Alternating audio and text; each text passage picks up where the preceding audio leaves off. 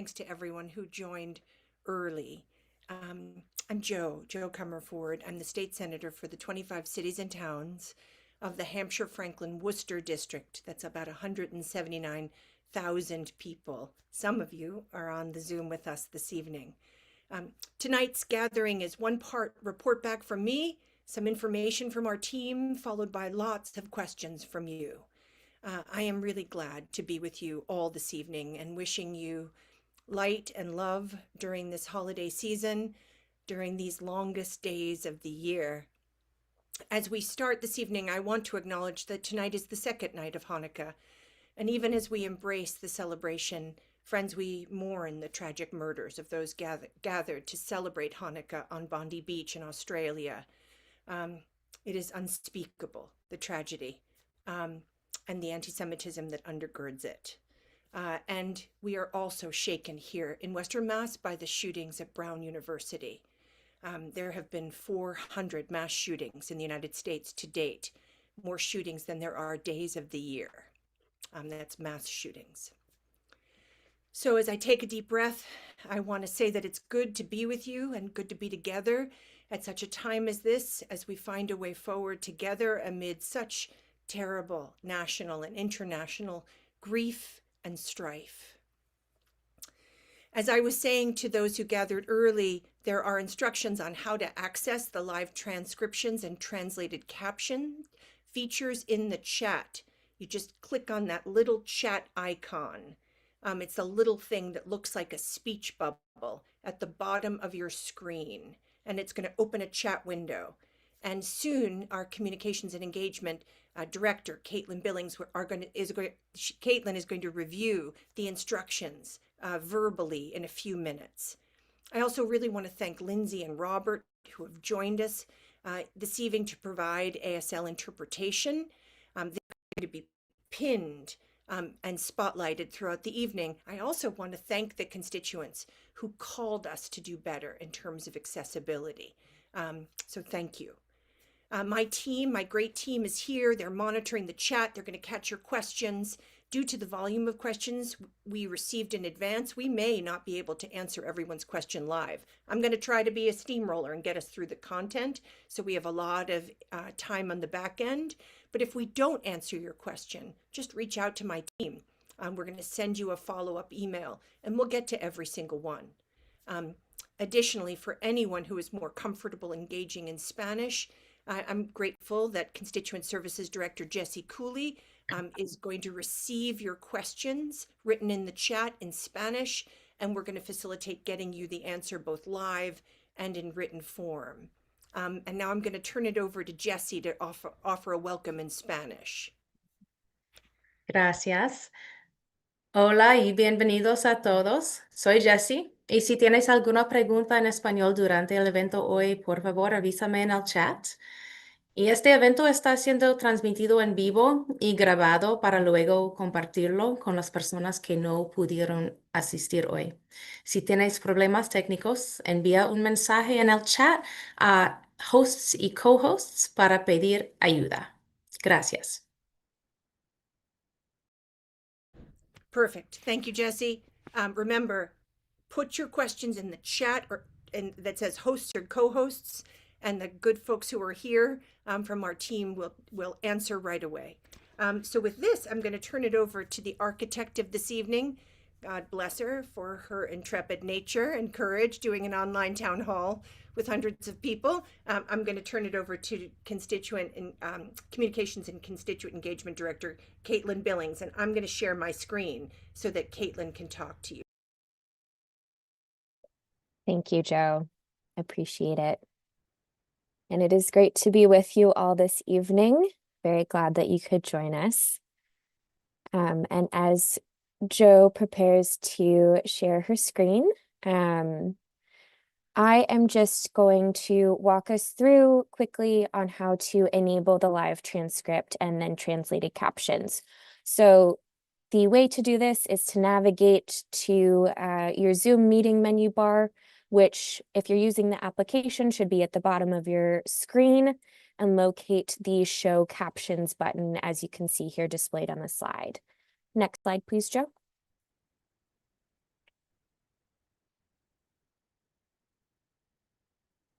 Thank you. You will see a menu pops up, and here you are able to turn on your captions, and you are also able to turn on the translated captions. If you would like to turn on the translated captions, please move that black circle in that white gray oval over to turn those on. Next slide, please. You will then be prompted with a box that comes up in the middle of your screen where you can choose your caption language. You can select from the dropdown and then hit save in that box. Next slide, please. So once you hit save, the messages and the captions should begin to appear at the bottom of your Zoom window. They will be translated from the moment that you turn the translation on. They will not go back and translate anything that has already been said. To turn off the captions, just navigate right back to that Zoom menu bar and hit hide captions. That will lower them. They will not appear on your screen, but they will still be generated. Next slide, please. To increase the size of your captions or to change the color of your text, just go back to that same show captions or hide captions bar and hit the white upper arrow. That will allow you to click caption settings, and then from there, this menu that you see on your screen will pop up. You are able to change the font, the size, and the color of the font, and also where those captions are generating. Next slide, please. To view the full transcript of the meeting, so all of the captions in one, you just navigate right back over to that show or hide captions button in your Zoom menu bar and click view full transcript. Next slide. And then we also have the wonderful Lindsay and Robert with us this evening, providing ASL interpretation services. If you would like to see them, you are able to turn that on. They are also pinned in the meeting itself. But if you would like to make them bigger, you are able to navigate again to your Zoom menu bar, hit interpretation, which has the globe symbol, and then just click American Sign Language ASL, and that will pop them up into a separate window where you can adjust the size of the window. Okay, and I think with that, I am very happy to turn it back over to Joe. Thanks, Caitlin, and thanks everybody for that overview, and Robert and Lindsay. Okay, friends, here we go. We're off to the town hall proper by way of introducing our team. So we have a wonderful team. I like to think that they're the best in the State House. And many of them have been with us for years and years, including Jared Friedman, who's our chief of staff. He's a son of Leverett. And I like to say all the time that it's a good thing that Jared is young because the job is punishing and he is equal to it like really none other, as is our legislative director, Rachel Klein, who is new to us this year as a legislative director, having done constituent services before that. And Rachel is crushing it. And we will talk a little bit about the gains that she's made later on. And we are missing tonight Elena Cohen, who's our district director and who just had a sweet baby. If you receive our newsletter, you'll know this. Ida Lou. I saw Ida Lou today, dropped off some food for Elena and her family, and she is beautiful. And Elena will be back, and we miss her. And we have here Caitlin Billings, who you've heard from. Caitlin's our communication and engagement director. And we are so grateful. It's a vast job, both getting information out and hearing from you. And we are really grateful that Caitlin does both with an equal measure of heart. Speaking of heart, Constituent Services Director Jessie Cooley is like a heart out loud. Jessie is doing incredible work now, sort of in both worlds, helping, of course, with constituent services and our interns, and then also rising, as we all do on this team, to the challenge of missing Elena. And Jessie is leading our district work as well, so that we don't miss a beat for the cities and towns we represent. And speaking of not missing a beat, we have been very grateful to bring on Lauren Howard as a legislative aide. And you wouldn't think that Lauren was new to this team because she picked it up like this And you don't want to be a state agency that hasn't complied with a constituent's needs and have to face Lauren Howard. That's all I'll say about that. And of course, we're joined by all-star interns and fellows. So when you think about it, we magnify the work of this team by all of them. And we're very, very lucky to have so many young people want to come and work with us, both with Rachel in the legal realm and then all of us on the team. And this is our district. I think it sort of looks like an eagle. That's my current thinking. It used to look like a beautiful vase before redistricting, but you'll see it's got 5 communities in Hampshire County, 15 in Franklin, 5 in Worcester County. It's the entirety of the Connecticut River, and it almost circles the entirety of the Quabbin. I think it's the most beautiful district in all of Massachusetts. It certainly has the very, very best people. And I will say that I share this district with remarkable representatives. You saw a lot of their pictures because we're together often in our region, helping our people, serving our people. And so I'm very, very grateful for their partnership. Totally. We're going to say a lot of I's tonight. I will say 0 things happen, friends. 0 in the I. First of all, I need 200 colleagues to want to pass a bill of mine or get a piece of budget win over the line. And our region is a partnership, right? We link arms for the people of Western and North Central Massachusetts. And we also work with you. So I think you are the most active constituents in all of Massachusetts. And this is not empirical on my part, but I will say I have asked a lot of my colleagues in the Senate, how busy is your inbox? How do you hear from your constituents? And they're like, well, every now and again. And I say, oh my God, that is not the truth with my people. You are on the move for regional equity, for social justice, for racial justice. And I love it. We love it. And this is just a snapshot of the last year of new people coming in to our wider community. Our email list now is about 18,000. It was just a couple thousand when I took office. So that's the result of your unbelievable, sustained, growing, unparalleled action. And I'm going to say a sort of a big thing now. I think government works in this time where so much is broken and government in our midst sometimes feels far away and fossilized. I believe it works, but the only thing that makes government work, and this is hard and I want you to take it in, is you. It's these dots making government work in the best interest of everybody. That's what our team signed up for. You are the ingredient. You're the special sauce. This is the embodiment of how you win, how we win together for our people. This crazy busy slide is how we spend our time. And every 2 years, if the voters send me back, I get new committees. And so that's the top left on your screen. So this for these 2 years, 25, 26, I'm on Ways and Means as the vice chair. I also got appointed to steering and policy. We're going to talk a little bit about that. Steering and policy for the Senate is what we call Response 2025. It's how we're meeting what's happening in Washington proactively, strategically, both with budget and with policy. I'm also the chair of the Joint Committee on Higher Education. I'm the Senate chair, which is apt because, of course, we have Greenfield Community College and UMass Amherst in the district, and so many of our constituents attend or work at the other colleges, both public and private, in the region, right? We are the knowledge corridor of the Commonwealth here. I'm a vice chair, Senate vice chair of the Joint Committee on Ag and Fisheries. Again, this is a note, not really a difficult thing to wonder why. I represent hundreds of farms throughout our region. This industry is important to us. I also, because you care about climate, I care about climate. I'm a Senate committee member on the Global Warming and Climate Change Committee. I also am on post-audit and oversight.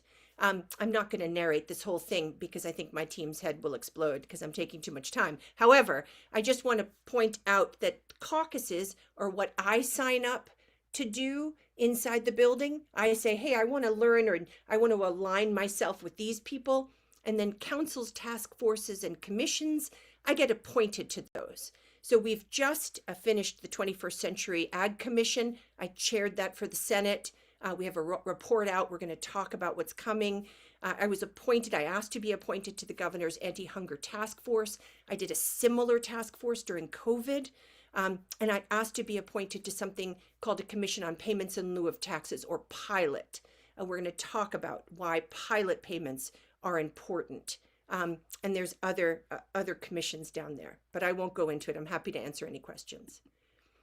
So we're going to break our quick report back to you in 4 buckets. And let me say that in 2025-26, we have 2 tiers of work going in each of these, right?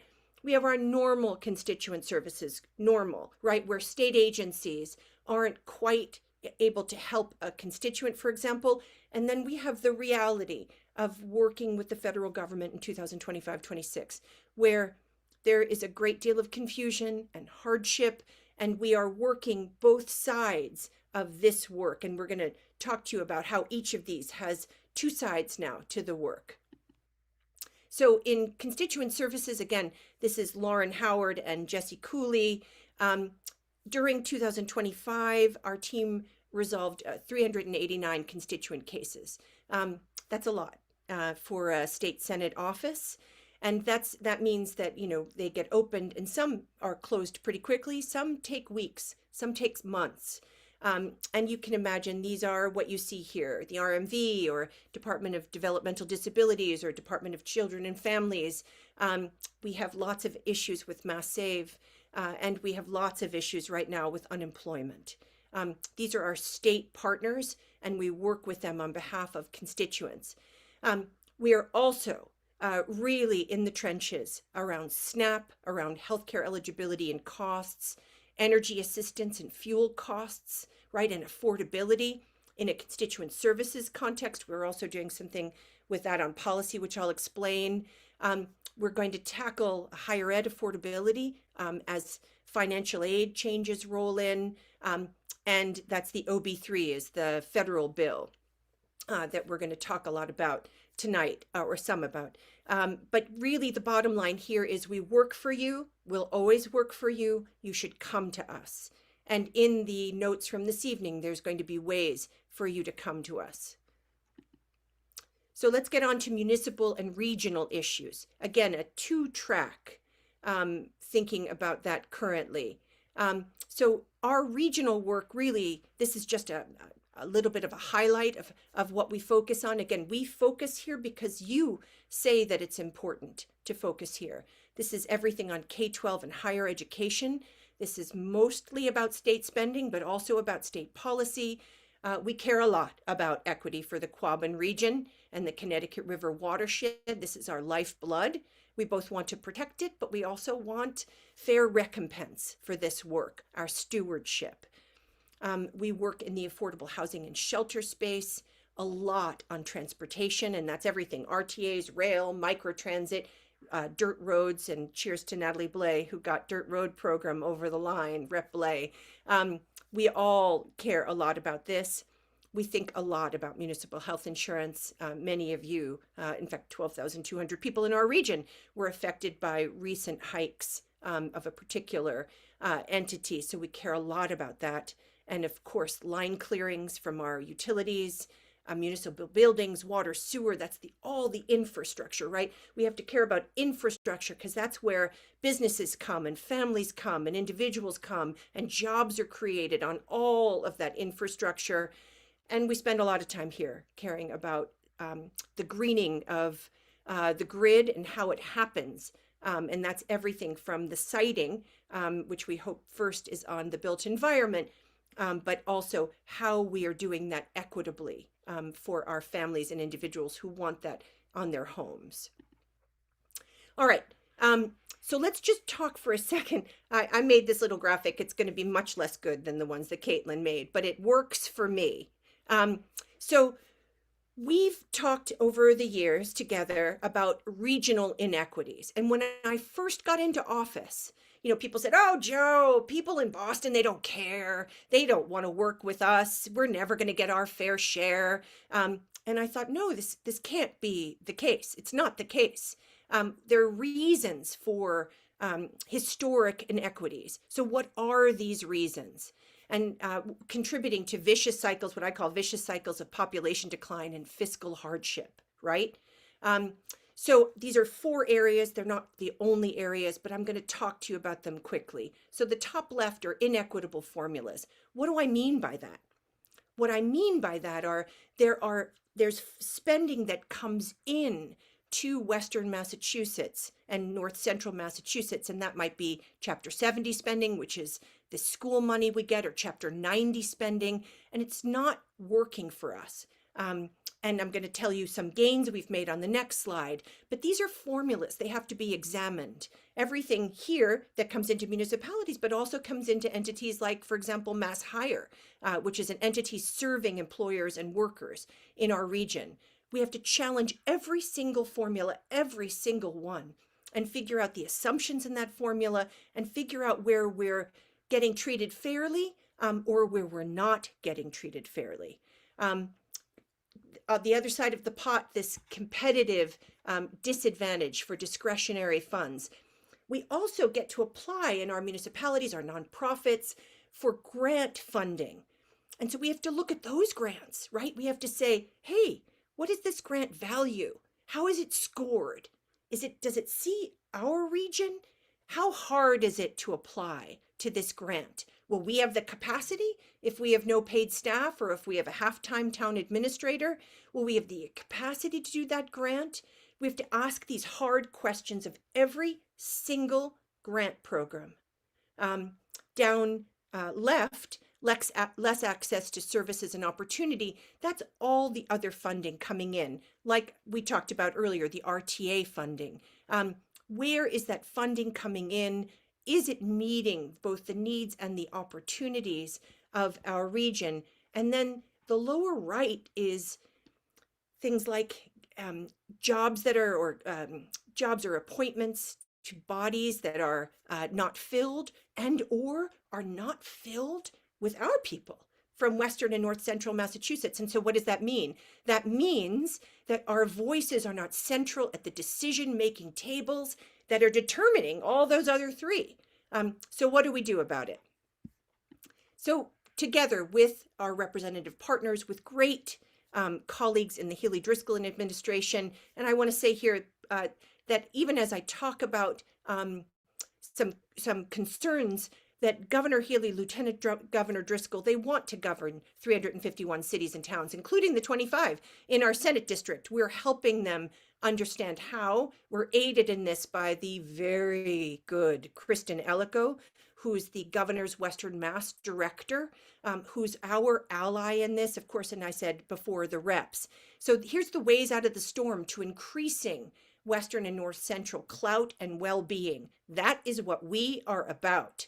So first, on the top left, so those formulas that didn't work, we have to change them. And we're all about changing those formulas. Here's an example, and my team will jump in if I forget one, but Chapter 90, that's the road and bridge money. It went out in a way for years and years and years that disadvantaged Western Massachusetts. It went out and it said, in order to get this, we have to think about the number of people, the number of the amount of economic activity, and the miles. Well, you know what? We have the miles for sure, but we don't have an equitable amount of economic activity right now, and we sure as heck don't have the people out here. And so we were always getting shortchanged. Now that formula is going out, 1/3 of it fully, miles only. That means our cities and towns are getting a bolster of money for the first time. It's not enough. And it's certainly not enough to tackle deferred maintenance, but we're getting to see some ways out of the storm through formula changes like this.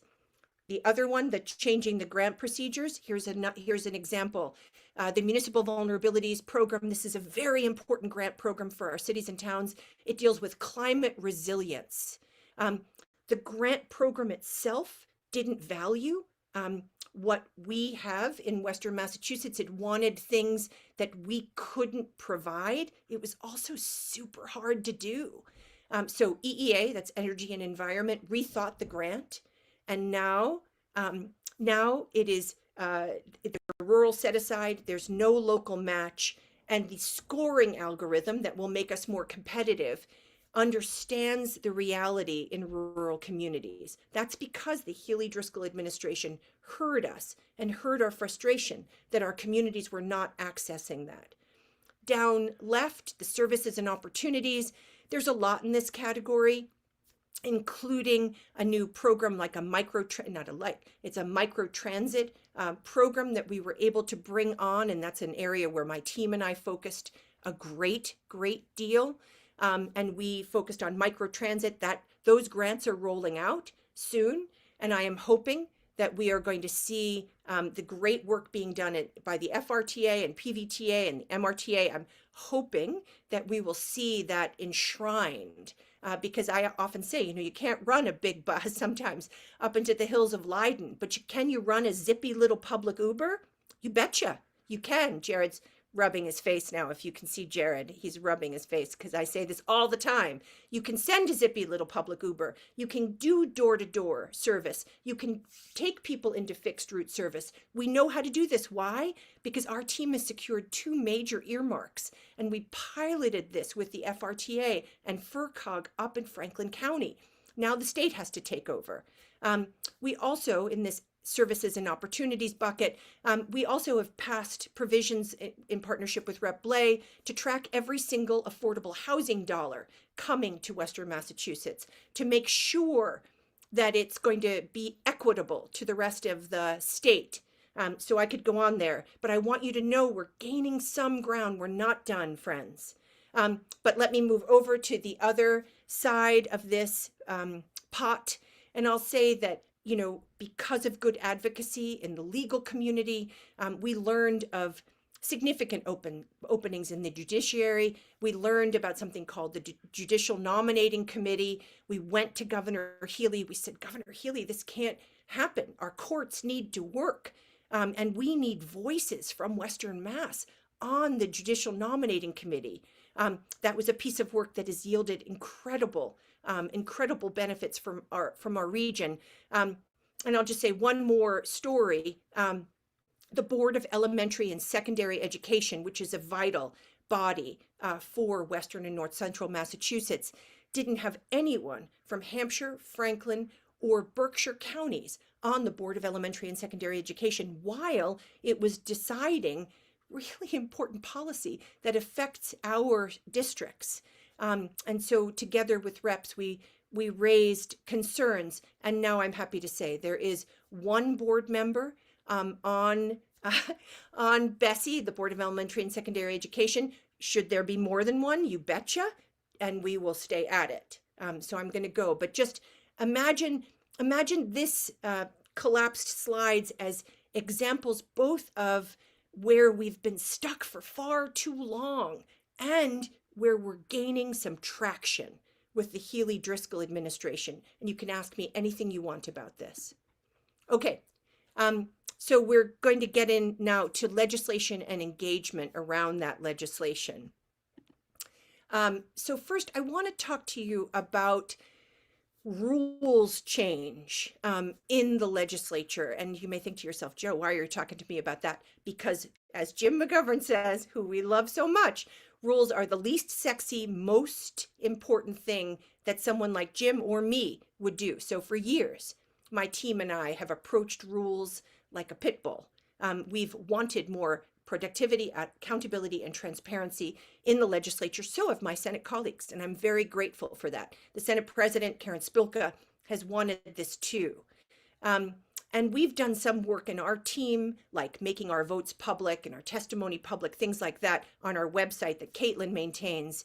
But we weren't doing systemic legislative reform. I am happy to say, because of great constituent advocacy here, friends, and here we have you to thank, and we have good people inside the legislature who wanted this too.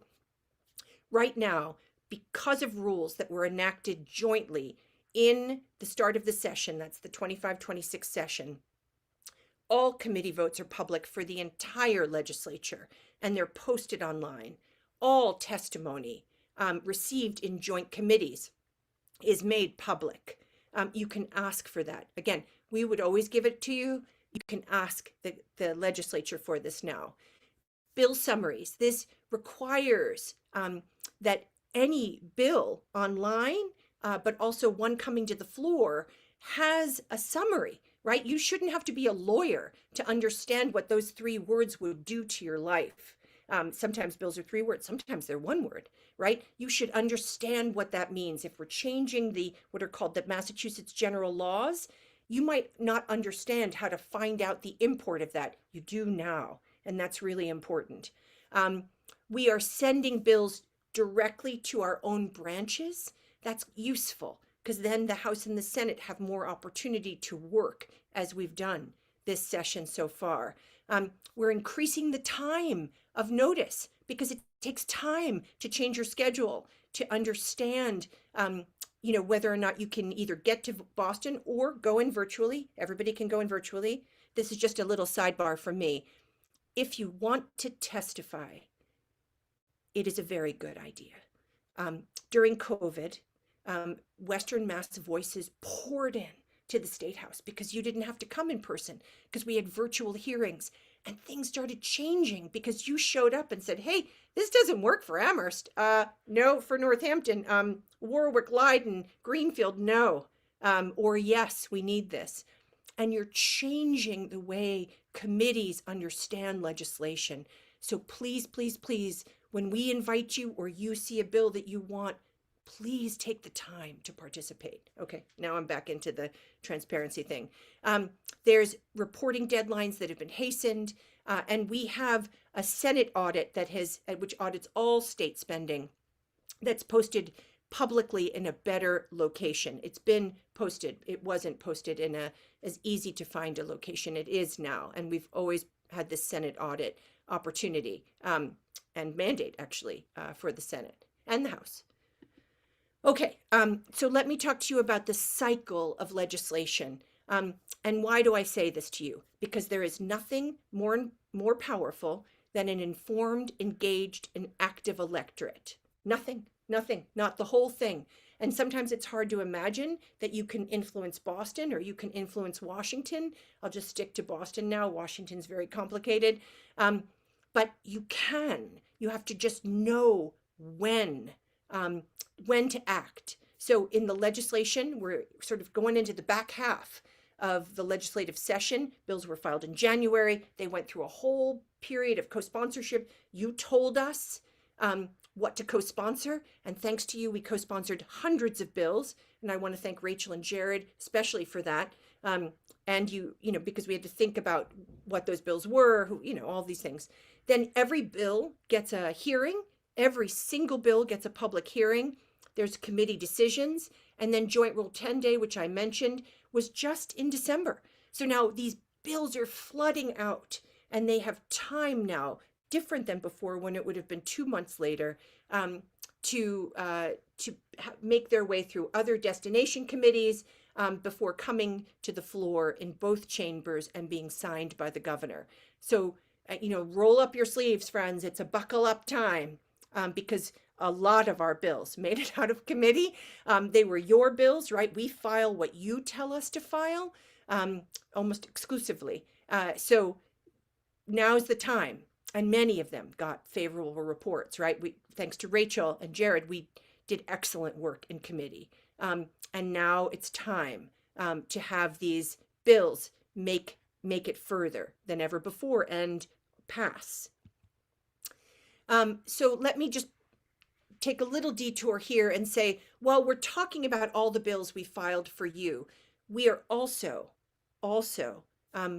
it's that split focus I talked about. I care a lot about the legislation, and I'm going to talk to you about that, but I'm also, in leadership of Response 2025, again, that's the Senate Steering and Policy, I am thinking about ways that we must, as a Commonwealth, I believe, proactively protect and defend our people.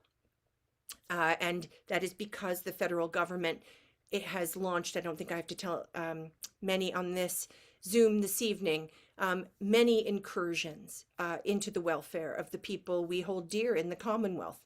Now, you'll remember that some of you will remember that I wrote to you about all the work we did um, in 2021, both during the first Trump administration, also during the COVID pandemic, in similar fashions, right? You should expect states to be lines of defense. We're closer to our people. We know how to help. So we have passed a significant amount of policy. This is not an exhaustive list, friends. We passed a strengthened shield law. We passed one in 22. We had to update it for reproductive and gender affirming care. We passed a bill to make greater security provisions when individuals are going through legal name change as a result of many things, including gender affirming care. And that was a bill that we filed. We have ensured education protections for immigrant and special needs students. That is, as the federal government actually cut those protections, cut them. We did that proactively, seeing that was coming. We also proactively said that our Department of Public Health, Dr. Robbie Goldstein, has control over vaccines, so that we are decoupling. You're going to hear me talk about that, decoupling from federal policy. We have made it possible for Massachusetts to no longer request a constitutional convention. Many states across the country are doing this. We didn't want to inadvertently be used. Some of these are, decades old requests. We didn't want it to inadvertently be used for harm. We've protected federal workers during a government shutdown. We increased penalties for impersonating a federal law enforcement officer, and that has everything to do with ICE concerns and what we were seeing, right? And so we're starting to pull some levers to protect immigrants in our communities. We have passed in the Senate a data privacy location shield bill. The House will consider that now. I know the reps in our district care about this a lot. We passed a book to prevent and create a structure to prevent more politically motivated book bans. That passed in the Senate. And we are, again, we know our friends in the House care about this deeply. And then I'm sure you're going to have questions. In fact, we've already gotten one from Karen on immigrant rights. So we're going to take that question at the end about the questions around what more we can do. And there's much more, friends. I'm going to just move us on, though. But imagine that I will take your questions, but also understand there's more we can do. I wanted to give you a sense of what we had done. And again, it's not exhaustive. So this is the halftime update. I have no right to a sports metaphor, so I did not write this, but we're at halftime, and we filed 69 bills. We've passed 3 into law, and those 3, one stops the confiscation of federal benefits from children in foster care. We got close on this one last session. We passed it into law this session. It's really a game changer, and I'm happy to answer more questions. It's the legal name change security bill, and as I said, we I don't know if I said this earlier. We passed a dashboard. I did say this with Rep. Blay, that will track every single state dollar coming to Western and North Central Massachusetts, as well as around the Commonwealth, so people like me can go in and see if we're getting our fair share. We've passed 2 additional bills in the Senate, and that's a menstrual product ingredient labeling bill. I also have that with Rep. Blay that says, we also passed a menstrual equity bill. It just wasn't mine. So it says we should have menstrual equity. We shouldn't have period poverty. And we should make sure the menstrual products that we use as menstruators are healthy. Right now, there's no labels on these products, and other states have done it, and we can do it too. We also codified a beautiful bill, which we passed last session, called the Blue Envelope Program, that came to us from constituents. It's an envelope that people who are living along the autism spectrum can use when talking with law enforcement. There's more on that. And we had a bill implemented by the governor. This is a pilot reform commission. Remember, I said I was appointed to this. So Rep. Blay and I have been banging on this formula. It's an example of a formula that really doesn't work for Western and North Central Massachusetts. We wanted it changed. We filed a bill. We worked with the Haley Driscoll administration. They hastened that bill into law. Now both Natalie and I have been appointed, and we will serve. So we've got about 46 out so far. There's more to come. And then thanks to Rachel's amazing self, all of our bills from higher ed are out into the world. So on deck, this is in addition to Response 2025, and this is something you may want to talk to me about. The Mass Ready Act, that's an environmental bond bill. Boy, that's the whole business for us out here. We're gearing up to go big on Mass Ready. The Bright Act, that's a higher education bond bill. We actually helped with that. We were on a commission that figured out the paradigms. This will be a game changer for our public higher education infrastructure. We're going to tackle affordability and independence in energy, I hope. We're going for a farm bill and a food system bill that will both bolster food security, but also really help our farm communities. We must tackle healthcare costs, primary care, rural care, housing production and affordability, and of course, K-12 funding. That's just a little of what you can expect from us in the next months. All right, let's talk money. Congresswoman Barbara Lee, right? She says a budget is our values in numbers, right? That's Congresswoman Barbara Lee. There is really nowhere that values can hide. We spend what we care about. We spend on things that we care about. So we're right now, tomorrow, I'm headed to Boston. We're going to do this thing called a consensus revenue. We're gearing up for the fiscal year 27 budget. And tomorrow we're going to talk to smart people, and I'll ask them a lot of questions that we were talking about today in preparation about what kind of money can we expect. I'm interested, for example, about whether or not we're going to decouple on federal tax policy so that we won't lose some money that otherwise we wouldn't lose, right? So I'm interested in all these kinds of things. I love numbers. Many of you know I ran a federal budget research organization for years. It is like my love language. So agencies have been telling the governor what to spend on. We've been talking to agencies about what we hope they tell the governor. We've been telling the governor soon she's going to file her budget. And then there's going to be 8 Ways and Means hearings. As vice chair, and then before that, assistant vice chair, I get to host one in Western Mass. Many of you come.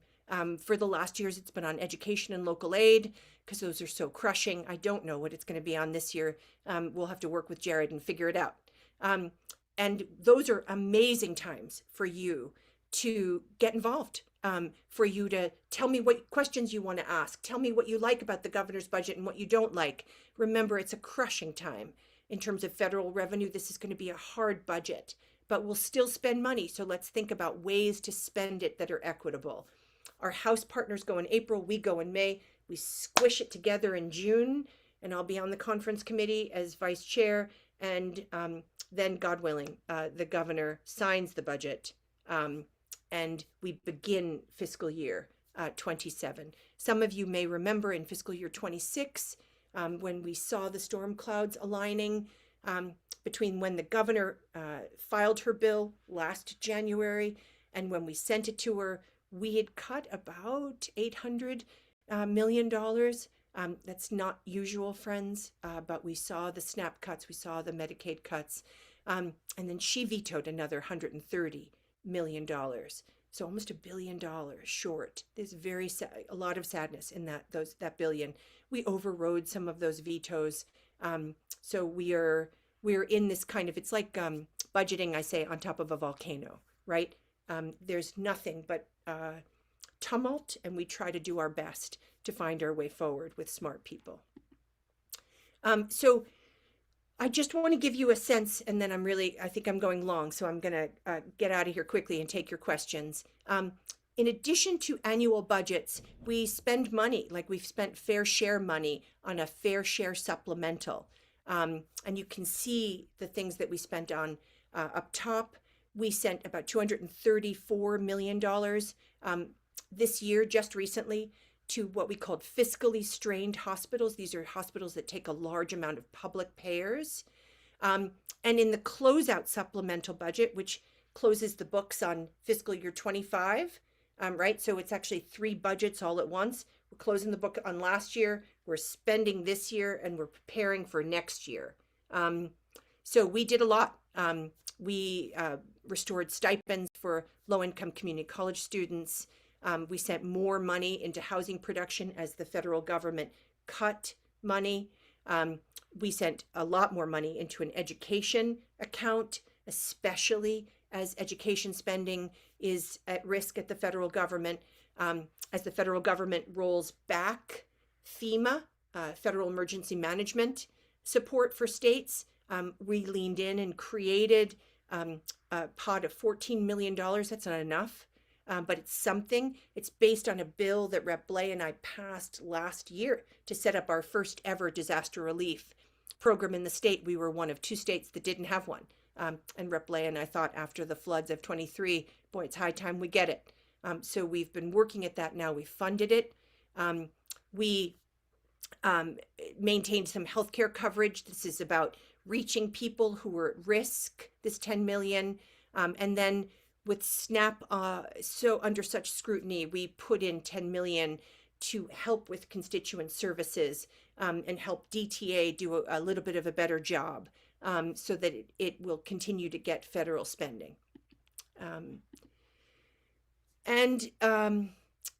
Let me just talk to you very briefly about the impact of federal policy changes and money. So let me just say that we saw immediately the DOGE impacts, and that's cuts to nonprofit grants, research farms, the layoffs in Western Massachusetts and North Central. That is still really having a pretty significant impact. The farms, for example, they were local farm to school programs, also climate resilience grants. Both were cut. The one big, I call it brutal bill, I cannot call it beautiful, OB3, we are seeing significant, we saw about 150,000 people after the million people that were, that risked losing SNAP during the shutdown. About 155 of our neighbors are no longer getting SNAP because of federal provisions. We are risking the sunset of Affordable Care Act subsidies. That's the health care that individuals you may buy on the exchange. There are new work requirements and eligibility restrictions for Medicaid, which is our Mass Health. And that is really coming into fuller view now. And it looks like about 300,000 of our neighbors will risk losing health insurance. As I said, there's higher ed financial aid cuts that we're worried about. There's much more funding for ICE in the federal budget. And as I said, there's a potential loss of $650 million in tax revenue. That is not the entirety, friends. That is just what we are seeing. And then there's all these executive actions. And they add, again, to the difficulty of this moment. Okay, this is how to get us. I'm going to stop sharing my screen now. I'm going to start taking your questions with my heartfelt thanks for staying tuned and coming this evening. So I think Jared is going to help get the questions firing away. That's great. And first, can I just say you did a great job, boss. Before we get into the questions, can you just go back to the pilot commission and just explain what are state-owned land pilot payments and how does it connect to municipalities being strapped for cash and potentially have it, and what did the governor do? Can you just talk a little bit about that? You're muted. Thank you. It's 2025 and we've had Zoom forever. Payment in lieu of taxes is what the state provides for what's called state-owned land in a city or town. And sometimes we think of pilots for things like an Air Force base. Out here where we live, in western and north central Massachusetts, most of it is natural and working land. That's doing a lot of things. It's purifying water, it's sequestering carbon, it's providing outdoor biohabitat for wildlife. And right now, we are shortchanged in two specific ways. One is the pilot does not consider what we call ecosystem services, so the value of that stewardship for our Commonwealth. The second is that our land values are much less than Eastern Mass. And so there is a terrible insult to injury provision where we are actually disadvantaged because our land isn't growing as fast in value as like Nantucket, or I like to say the W's, Wayland, Winchester, Wellesley, all those guys, right? It's not growing as fast. And so we are disadvantaged. And why is this important? Because this land is not able to be taxed or developed. Now, many of you don't want to develop the land. I know that. I know that. This is not what I'm talking about. But you need the revenue to fund your first responders, your schools, your roads, your bridges, your clean water, you name it. And so we have to get it somewhere. And so pilot should come from the state. And that's what we're doing. Perfect. Thank you. And you filed a bill, and then the governor issued an executive order setting up a special commission to make reforms to the state-owned land pilot formula. And you've been appointed to that commission, and we're looking forward to it getting underway. Correct. Thank you, Chair. Okay. All right. So you mentioned a question from Karen. I'm going to read it, and then I'll read one other on the same topic. We would like to see something like the new Illinois law that restricted ICE and other DHS law enforcement activities near courthouses, schools, daycares, hospitals. Would Joe be willing to file something or promote the idea to Governor Healy for an executive order action? And then another question said, I'm particularly interested to hear where things stand with the Safe Communities Act and related legislation to support our immigrant neighbors, as well as Response 2025.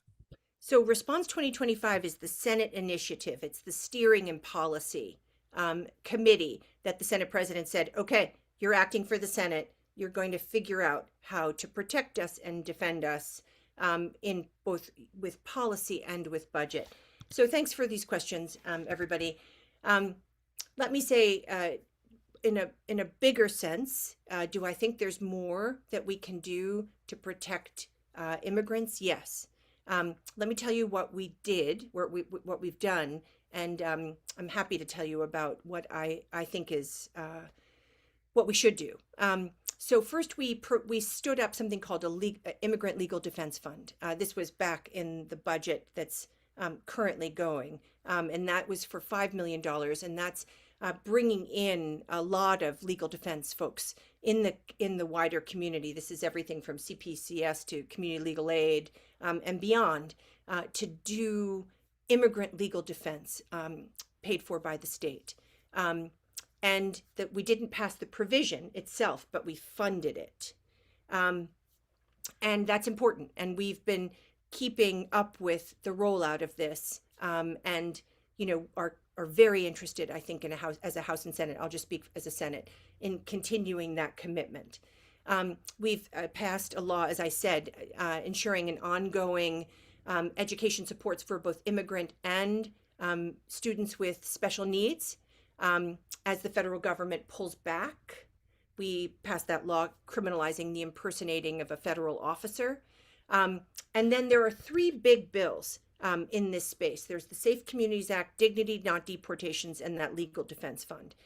If you imagine the immigrant rights legal community working together, you're right. They are, and they're amazing. And here I'm talking about MIRA, the ACLU. Actually, Rep. Dom and I had a briefing with the ACLU and MIRA back in February, last February, where they came together and talked about their partnership. There are things in both of these bills that are important for us to know about. Things like stopping what are called 287G agreements, which are agreements between the federal government and local municipalities I think that's important. I think we shouldn't have the ability to make those agreements.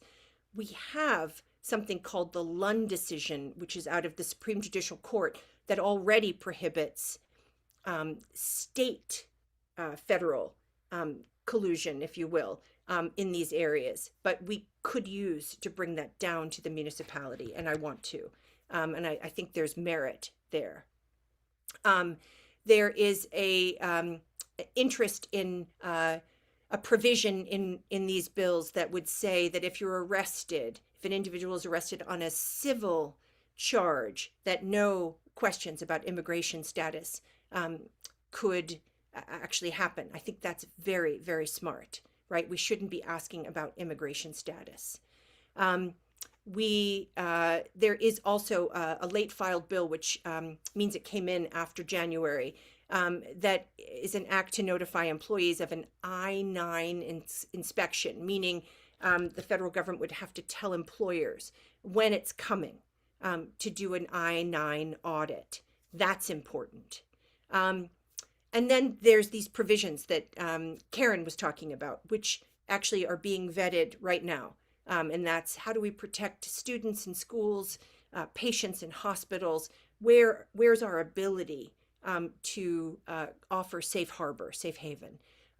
So, the question is, can we do more? The answer is yes. And that's going to be part of the work I imagine that Rachel and Jared and I will do in the coming months, I hope, with your advocacy. Brilliant. Thank you. And I would just respond to the question about opportunities to support the Safe Communities Act just by saying we will absolutely let you know anytime there's an opportunity for testimony or an opportunity for advocacy on any of these bills. Absolutely. And folks should put your questions in the chat. I have a private message here asking if questions are being censored. God, I hope not. Jared's not censoring questions. So please ask your questions. There are hundreds of people on, so we're trying to do our best to get through them. And I took a little too long with the slides. But let it rip, Jared. Okay. Susan asks for the status of the environmental bond bill and anything constituents can do to move it forward. Well, actually, Susan, it's moved forward. It's come out of the Environment and Natural Resources Committee. It's in the Senate right now. Actually, no, it's going to bonding first. It's going to bonding. It will be then in the Senate. We go first on this. It was filed in the Senate. Different than the Bright Act. If you're following that higher ed bond bill, that was filed in the House. The House went first. We catch it on the flip side in the new year. This will come to us first. And when I say that this is the main event, Rachel and Jared will agree with me that when we think about priorities, we have a whole bucket that is the environmental bond bill and where we hope to make gains on both funding for our district, but also policy that our people care about. And there'll be plenty to do, and we will tell you about it. Caitlin will help us tell you about it all. Stephen asks about the status of the bill to create a municipal and public safety building authority. And seeing as the joint rule 10-day deadline just happened and you filed 80 plus bills, this one was reported favorably just at the joint rule 10-day deadline. Yeah, so the municipal building bill is actually, we call it the Bernardston bill or the Northfield bill or the Leiden bill. These are places that do not have the tax base to build a DPW building or a fire station, right? They can't do it. Or, in the case of New Salem, a town hall, right? So New Salem's town hall is closed. They're in another building.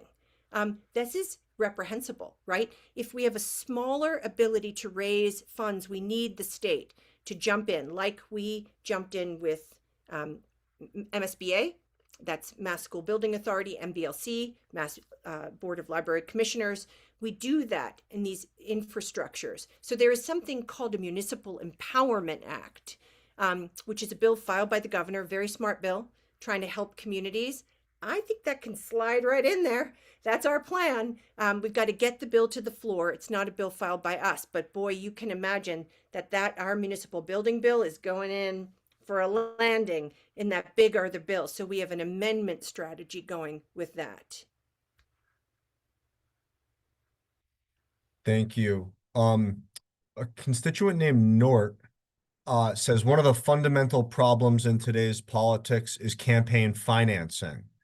And Robert Reich has written Oh, yeah. about an initiative to exercise state control over corporations in a way that helps to overcome the Supreme Court's Citizens United decision. So does Joe know about this idea, and would Joe support such an initiative in Massachusetts? Thank you for that question. Funny that this just started to erupt in a great way. Montana is one of the states that is doing this by ballot, I believe. So we also do things by ballot here in Massachusetts. Our ballot cycle is pretty far along. But yes, I do know about this. In fact, I have a meeting about it on Friday, along with other state legislators. We're talking to each other. Jared may not know that it's on the schedule, but it is. And we're talking about a number of different states' policies in this area. And I'm interested to learn more. I will say, for folks who don't know, in Massachusetts, we have pretty strict campaign spending laws and provisions, which actually I really support. And I'm happy to send anybody information about that. Do I think we can do more? You betcha. Jared, there's a question that I'm getting personally, and the question is, please elaborate on why BESS, BESS, is being forced into rural areas. Yeah, sure. We got that one as well. Battery energy storage system. So can you talk about Yeah. The energy siting and permitting law Thank from you. last Yeah. session? So this is like, friends, I will say, and each of us have different expertise in our team. I will say that Jared, in the last 7 years, has become unbelievably expert in energy policy, and for that I'm very glad. I see Rachel shaking her head. And we worked really hard on the bill that passed the Senate, and I will say that the Healy Driscoll administration listened to us a great deal, but mostly, again, we were channeling you. But we weighed in really heavily in those regs, and then heavily with Chair Mike Barrett in the final bill to find a structure that would work for our region, that values natural and working lands, that also values green energy, that also doesn't have the capacity to go toe to toe with big multinational corporations looking to site solar and or batteries. And so in the bill that passed, we were heavy hitters. We passed the base bill was very different because of you, and then we passed a number of amendments. And we are seeing this through. I was just at UMass testifying in a solar siting regulation, battery storage regulation hearing, as they look to fine tune these regs. Communities have, and they will have, significant opportunity to engage. In small communities, they're going to be able to engage by right, actually, right? That was one of the things we said. You don't have to petition. You are an engager, right by right. And in fact, we're going to pay for your technical assistance and your legal help. And we're going to do that. And that was part of what we wanted to get in there, so communities felt like they could engage in a way that made them understand, the opportunities and the costs of this and what they needed to do. And I know our constituents are concerned. I am concerned too. We passed in that same bill a provision that the state had to cite solar on built environment first and set up a commission to show a pathway. Sorry, I lost my train of thought for a second. To show a pathway on that, we engaged deeply in that commission, and that will also influence where our EEA friends are going. And I will say, we're not done. We're not done. There's the bill is being rolled out in regs. There's something called a SMART program, which some of you may know about, that's also being rolled out. There's our built environment mandate, which is being rolled out. On top of that, we're doing all kinds of work at the state level on natural and working lands, and on farmland, which we go deep on, right? Protecting farmland and that ecosystem. So the good thing is we're in deep. The hard thing is it's hard to follow, and it's tumultuous, and we're doing it with far less money from the federal government now. So thank you for that question. I appreciate that question. Thank you. We got one question that was pretty short from Elizabeth. Where did the money from the cuts go? So that's in reference to federal cuts. Elizabeth followed up saying, federal money being spent on ICE, did that come from fuel assistance? And I just want to pair that briefly with another question about using the rainy day fund and how you're thinking about that amidst the federal cuts. Yeah. So thank you, Elizabeth, for that question. Jared, thanks for that pair. So first of all, budgets are like big giant containers. They're fungible. So whatever the federal government puts in or takes out is just in a big pot. So there isn't a one for one trade-off. We can make those trade-offs in our heads and our hearts, but budget writers don't often do that. Again, we may be in agony about cuts to SNAP or cuts to the low-income home energy assistance program, anything like that at the federal level. Totally get it. Totally get it. In terms of the rainy day fund, this is an important question, and I'm glad to answer it. There is we're just north of $8 billion. Actually, no, I think we're close to 9 billion. It's 8.9 billion. Sorry, friends, in the rainy day fund. And that's a lot. It was 3 billion when COVID hit, and we've been building it since, because when COVID hit, 3 billion looked like Cupcakeville. It was nothing in the face of that global pandemic. And I think everybody who lived through that, myself included, understood what it meant to be hit in the gut and not have enough money at that time. And you'll remember there was a gap in the federal government's willingness to help us. Earl. And so for the beginnings of COVID, we were really on our own with testing and vaccines and things like that, and healthcare support for hospitals. So think about 8.9 billion. It sounds like a lot of money. It is a lot of money. We have to see that compared to how much federal money comes in every single year, or it has, and we don't know exactly how it's going to happen now, every single year into the state. So every single year, roughly $16 billion, 16 billion is federal money of our roughly $61 billion budget. And so when I think about the rainy day fund, and I am sobered by this time, and I think there are absolute appropriate ways to engage the rainy day fund, we all have to sit actually with the reality that all of the potential federal cuts together, and that's the money coming into Massachusetts, not all of which is lost, but some is, and the money going into cities and towns, not all of which is lost, but some is, and the money coming to nonprofits, not all of which is lost, but some is, totals far more than the 16 billion, and then really is actually almost incalculable in terms of trying to add up. The governor's trying to do it in a very good way, both to show how much we've lost, how much our unbelievable attorney general is getting back through lawsuits. There's been 43 of them. So this is not answering your question directly. I do believe there are appropriate moments to tap the rainy day fund. I just want us to understand that we are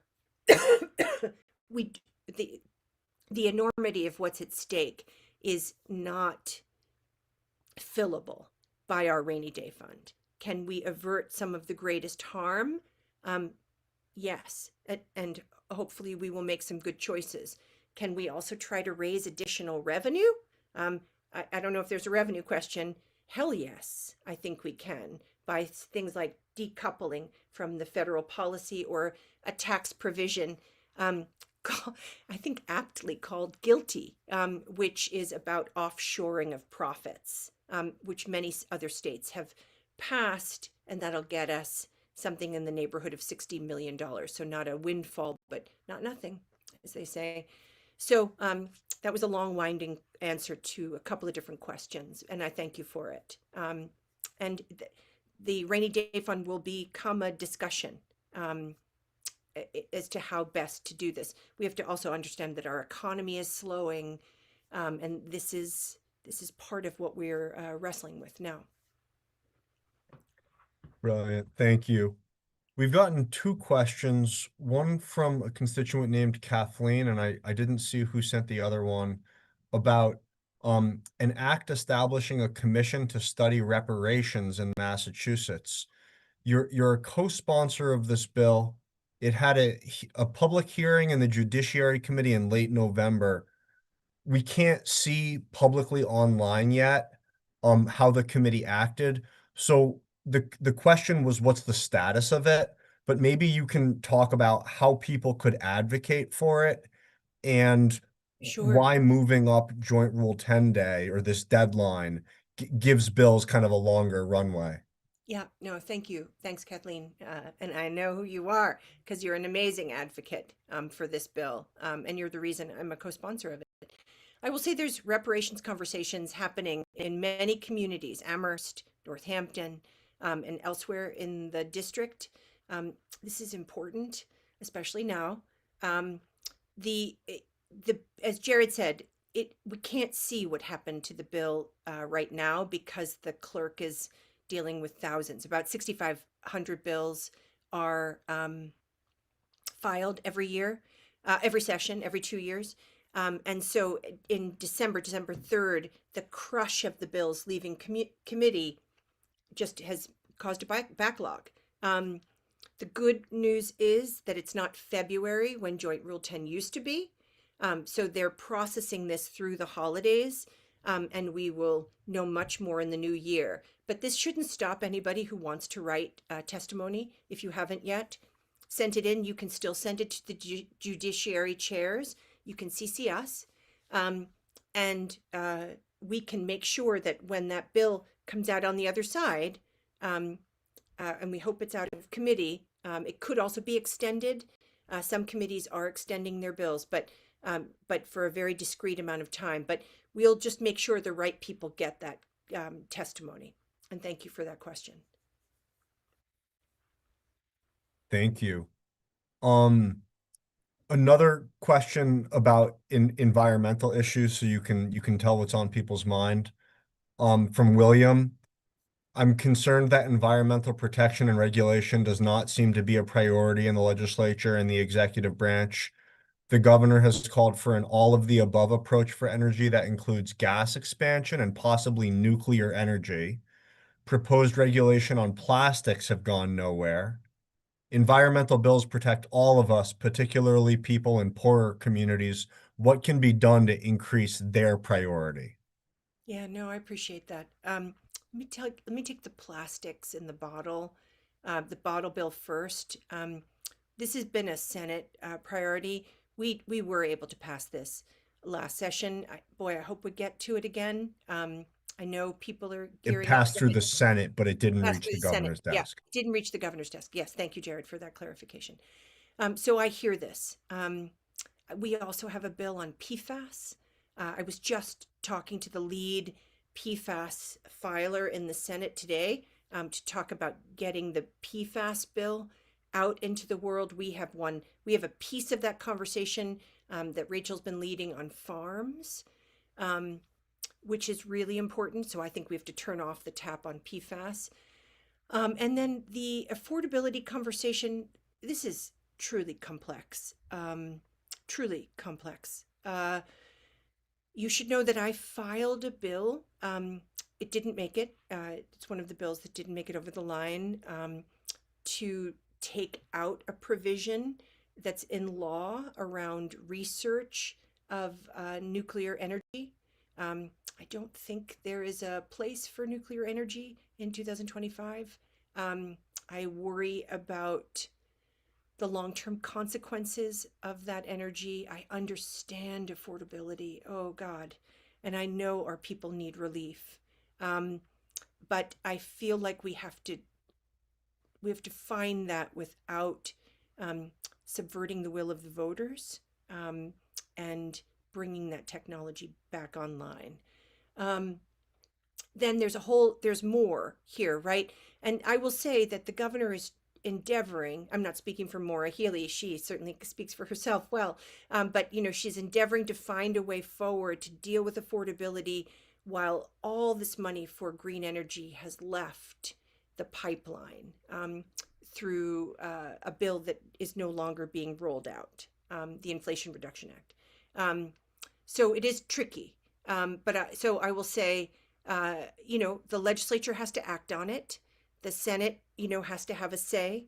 And we are talking about that in the Senate, how to do energy policy in 2025-26, absent a federal partner, and how do we do it knowing that families can't pay more, and in fact they must pay less.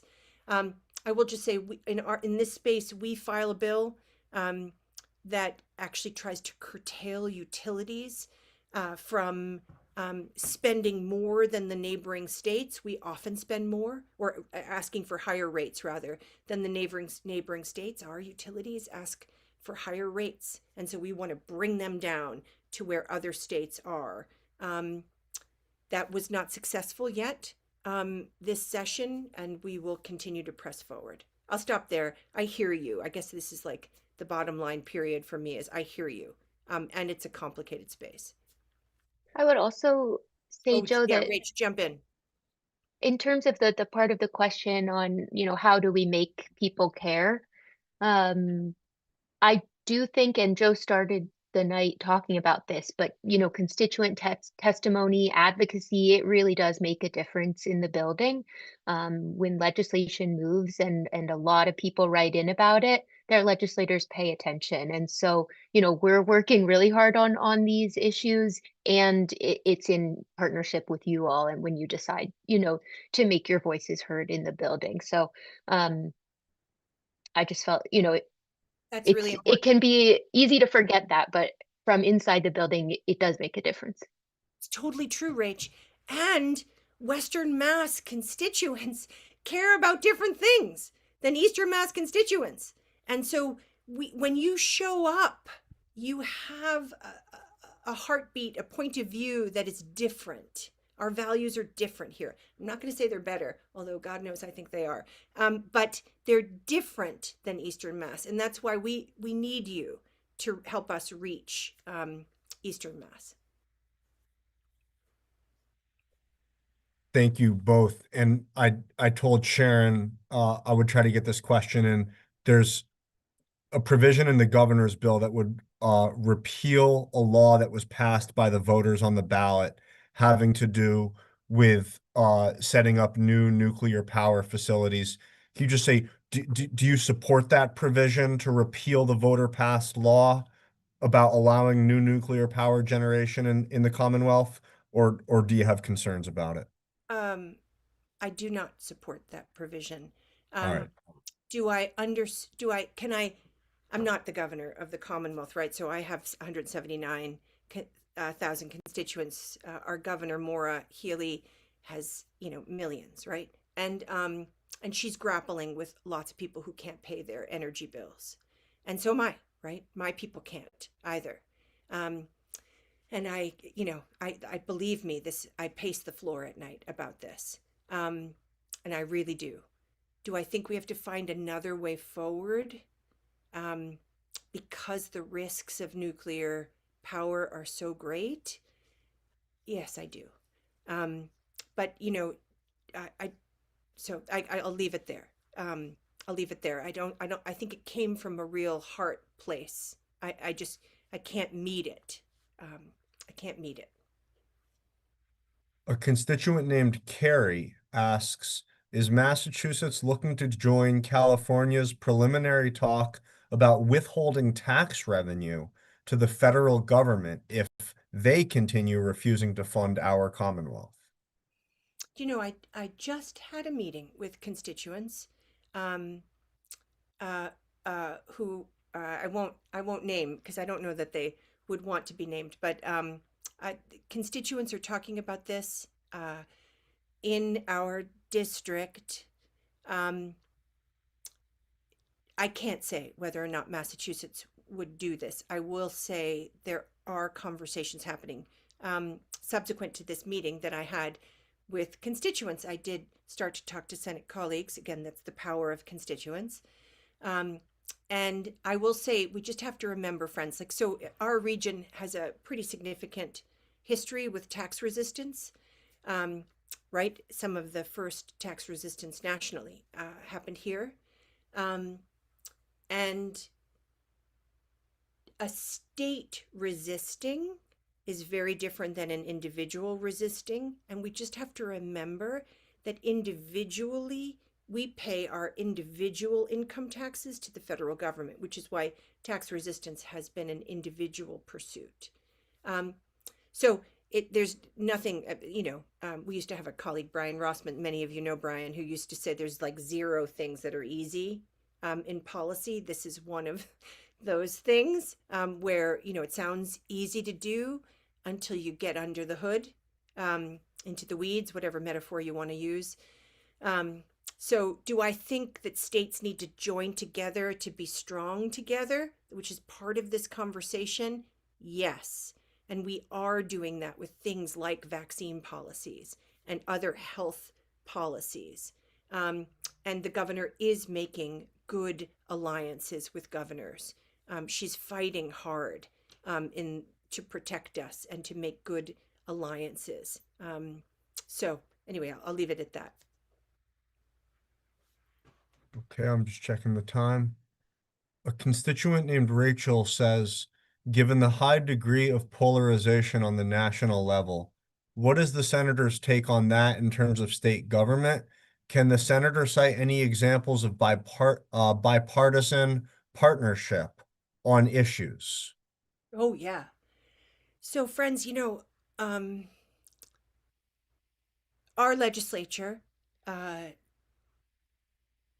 has room to grow in terms of our ability to serve our constituents. And I said that up front, with the slide on all of the House Senate rule changes, thanks to great advocacy. But I will say, one of the things that actually we do very well is bipartisanship. Here's a couple of examples. Rep. Lay and I have a number of farm bills together, and we are part of a food system caucus with Rep. Dom. And our best partner in this is Rep. Hannah Kane. She's a Republican. And our other best partner is Senator Bruce Tarr. He's the minority leader in the Senate. And we are together united for food security and land preservation and sustainability for farms and fisheries. And that is something that, knows no party, right? We're just people together, and we are in deep in this work together. And there is nothing that separates us here in terms of our commitment or our shared work, the labors of our teams. Similarly, in the Senate, just this says bipartisan House Senate. In the Senate, Bruce Tarr cares as much about emergency management as I do. Like, we can stand up on the floor and talk about it together, which was sometimes we do. And the 14 million that I talked about that the legislature was able to get to operationalize the bill that Natalie and Rep. Lay and I passed on disaster relief. Bruce Tarr, our minority leader, was in it, saying, no, we have to claw out that money. We can't pass what's called a closeout supplemental until we have funded that disaster relief program. That's my partner in the Senate in this, like my partner in the House, Rep. Lay. So we are strong together. Does that mean we see everything eye to eye? No. But, again, zero things pass, friends, unless 200 people basically say yes, which is why legislating can be, God help us, as slow as cold molasses dripping upside down, which is what someone told me once, which I think is still a very good way to describe it sometimes. But also, it's an art of compromise. We have to find the common ground, the shared interests. We have to talk to each other about what life is like, for example, with Bruce in Gloucester. And he has to know what life is like for me in the Connecticut River Valley or around the Quabbin or in the North Quabbin or in Worcester County.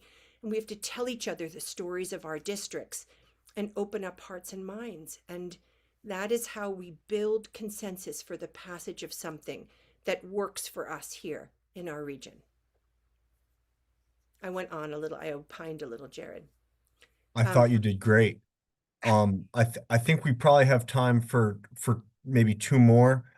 I'm gonna try to condense a number of questions that we've received from constituents Karen and Jenna and Erica, which have all focused on gender affirming care and how we can ensure that young people are safe and people have access and that any care that's provided is evidence and science-based.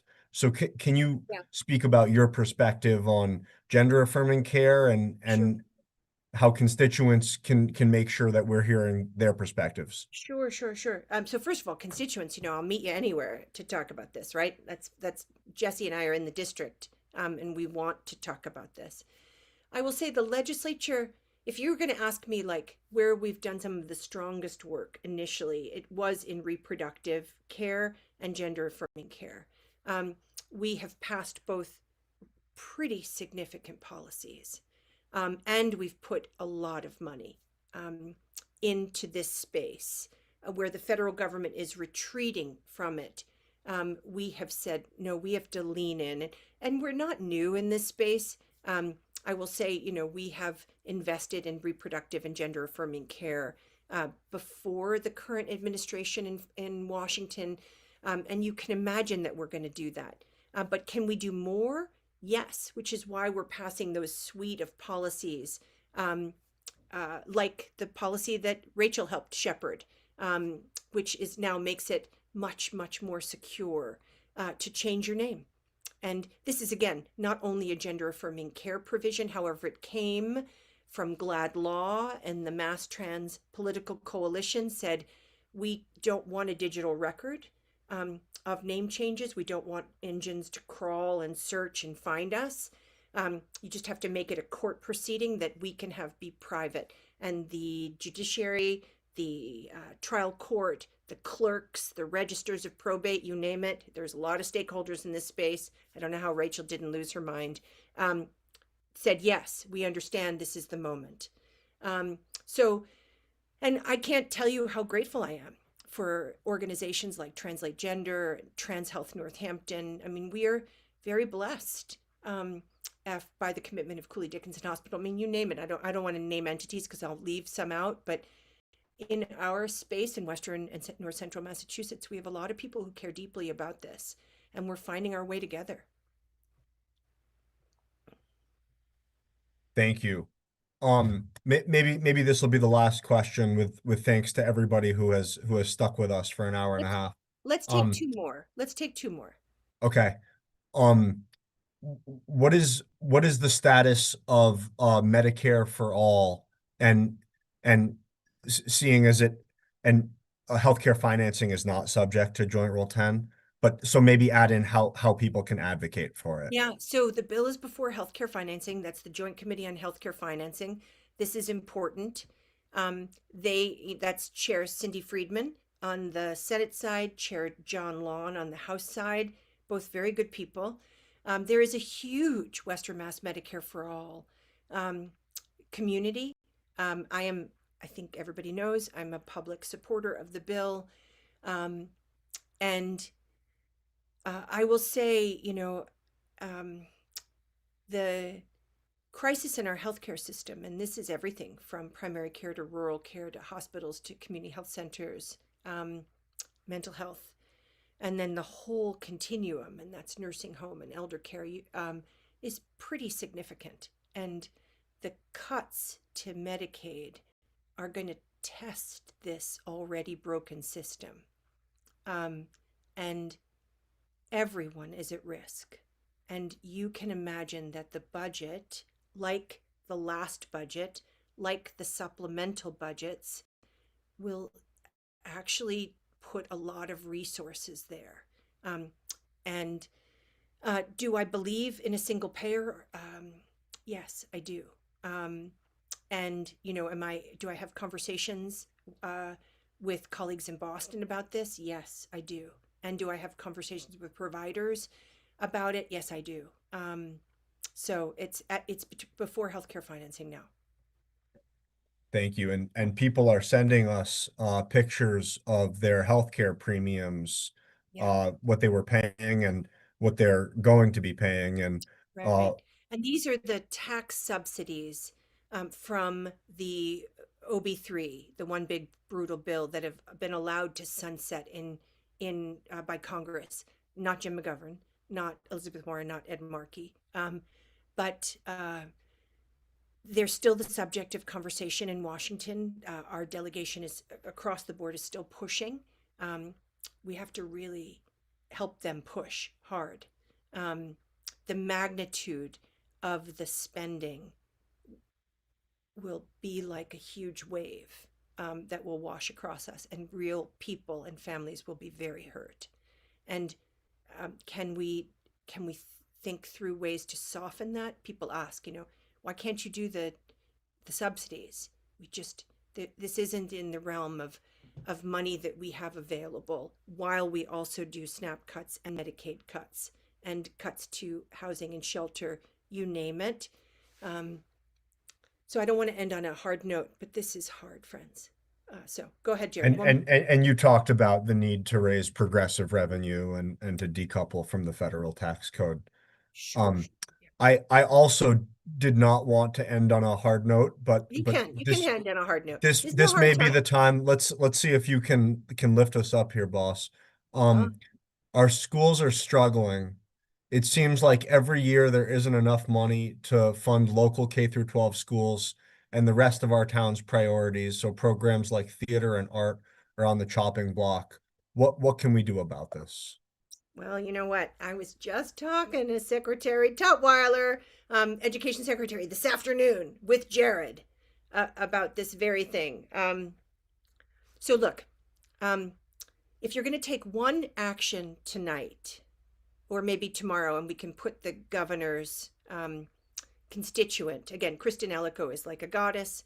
We're going to put the governor's constituent services, Caitlin, if you can, in the follow-up email. Ask the governor to open Chapter 70. Chapter 70 is the money that we get for our schools. And because we have what's called declining enrollment, meaning we're losing population, and we need to reverse that. And that's something, again, the delegation, not just me, but the delegation focus on. And because we're rural, the Chapter 70 formula isn't working for us. And it has to, and it can. It's not fossil. I mean, it is fossilized right now. We can bust it open through people power. I will say, on a hopeful note, the delegation, the Senate, the House worked to pass something called a target local contribution, which is, I can't even go there, Jared, your head is going to explode. But anyway, it's part of the Chapter 70. It's what localities actually have to give to the state. That, whereas Chapter 70 hasn't been opened in 10 years, that hasn't been opened in, wait for it, 18 years. 18 years it hasn't been opened. That's ridiculous. Things have changed. We're being shorted. That is open right now. So you could say two things, and we'll give you a little advocacy. You could say, Governor, open Chapter 70 in H2. That's your next budget. You're going to file it in January. Don't keep us waiting. That's one. Number two, take seriously the opportunity to figure out the target local contribution for municipalities. We know your tax rates are too high. We know our kids deserve an excellent access to excellent public education. We know faculty and staff deserve good salaries. We know municipalities are trying to fund first responder services and clean water, right? We know the state has to help. So that's my rallying cry, like a crazy organizer. But this is what we have to do, friends. Again, it will not happen unless we kick up a major fuss. Major. And that's going to take everyone. So take one action tomorrow, and we'll send you a couple sentences. And we'll send you a couple sentences and you can go to town. And if there's so many people on right now, you can take action. Can you imagine what it will look like in Boston when they hear from us in Western Mass? Again, I want to say that Haley Driscoll administration wants to govern 351 cities and towns. It has made it clear it's done numbers of good things, right? Both on its own and through good advocacy from the delegation and from you. Let's help them do more. Right? That's our work. So with that, I want to thank again Caitlin, who has nerves of steel and brought you tonight. I want to thank our ASL interpreters for their kind work and their excellent work tonight. And I want to thank the rest of my team, Rachel, Jesse, Lauren, Jared. I want to send special love to Elena, who is home with Ida Lou. And I want to thank you all for joining. And thanks to all the Northampton, Hadley, and Greenfield for streaming this. It's the privilege of a lifetime to get to work for you.